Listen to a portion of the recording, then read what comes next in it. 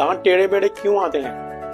क्या आप भी ये जानना चाहते हैं? टूथ इरप्शन एक कॉम्प्लेक्स प्रोसेस है जो कि इन्फ्लुएंस करता है जेनेटिक्स की वजह से, जॉ स्ट्रक्चर की वजह से, टाइमिंग ऑफ इरप्शन की वजह से या फिर हमारी हैबिट्स की वजह से।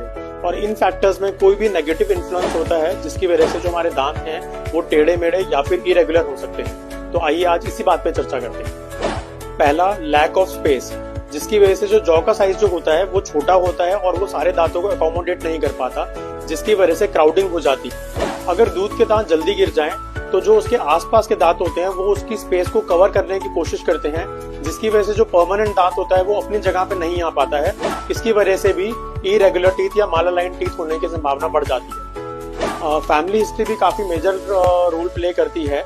जिन बच्चों के पेरेंट्स के दांत मालालाइन होते हैं या जिनका जॉ साइज छोटा होता है उनमें ये मालालाइनमेंट होने के चांसेस काफी ज्यादा होते हैं। दूध के दांत टाइम से नहीं गिरते हैं तो अगेन जो परमानेंट टीथ होते हैं वो अपनी जगह पे नहीं आ पाते, वो या तो बाहर की तरफ आएंगे या अंदर की तरफ आते हैं, जिसकी वजह से माल अलाइनमेंट हो सकती है। कुछ लोगों में एक्स्ट्रा दांत, जिसको सुपरन्यूमरी टीथ भी कहते हैं, अगर वो इरप्ट होता है तो जो परमानेंट टीथ है वो उसका जो इरप्शन होता है वो ब्लॉक हो जाता है, जिसकी वजह से क्राउडिंग या मिसअलाइनमेंट हो सकती है।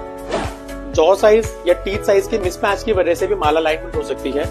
मतलब कि अगर दांत का साइज बड़ा हो, जॉ का साइज छोटा हो तो इसकी वजह से क्राउडिंग हो सकती है, और अगर दांत का साइज छोटा हो, जॉ का साइज बड़ा हो, इसकी वजह से स्पेसिंग हो सकती है, जो कि माल अलाइनमेंट का कारण बन जाती है। इम्पैक्टेड टीथ यानी कि जो दांत हैं वो इरप्ट ही नहीं हो पाते।